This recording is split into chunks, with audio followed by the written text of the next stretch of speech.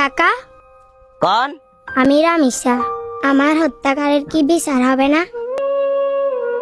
রামিসা রে, এমন একটা কঠিন প্রশ্নের সম্মুখীন আর লাগছে যে প্রশ্নের উত্তর আজ জানা নাই।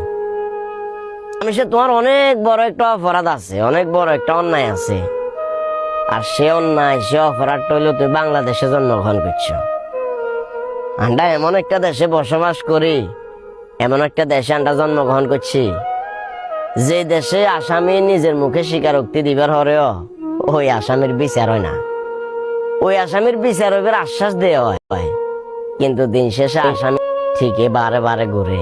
রামিসা, খালি তুই নত, তোমার মতো এরকম অনেক শিশুর কান্নার আওয়াজ সময়ের সাথে সাথে বিলীন হয়ে গেছে। অনেক মায়ের চোখের জল শিরোনামের পাতার লগে মিশে গেছে। হয়তোবা বর্তমান সময় তুমি সোশ্যাল মিডিয়াতে ট্রেন্ডিং একটা টপিক, ওই কারণে তোমার হলে মানুষে বিভিন্ন লেখালেখি করে, মানববন্ধন হওয়ার। সবচেয়ে দুঃখজনক বিষয় গিয়ে জানা নেই, নির্দিষ্ট একটা সময়ের পরে যখন নতুন করে আরেকটা ট্রেন্ডিং টপিক আইব, সাথে সাথে আমরা বাঙালি জাতি তোমারে বলি যাবো। তোমার খুনি কিংবা অপরাধী যে আছে হেও শাস্তি হয়তো না, কারণ পূর্বে এরকম অনেক ঘটনার শিকার হয়েছি, অনেক ঘটনার সাক্ষী হয়েছি।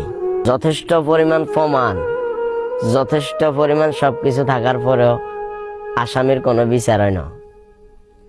রামিসা, এই দেশে মানুষের কোনো মূল্য নাই, এই দেশে মূল্য আছে মামা খালুর। যার যত বড় হেডমালা মামা খালু আছে, সেই দেশে তত বেশি রাজত্ব করে। আমরা গরিব অসহায় যারা আছি, আমরা বিভিন্ন জায়গায় কারণে কিংবা কারণে লাঞ্ছনার শিকার লাগে, বঞ্চনার শিকার লাগে। তুমি যে প্রশ্নটা আমরা করছো না, এই প্রশ্নটা খালি তোমারে কান্ন, এই প্রশ্নটা আরো রামিসা হত্যার বিচার কি আসলে হইতো না?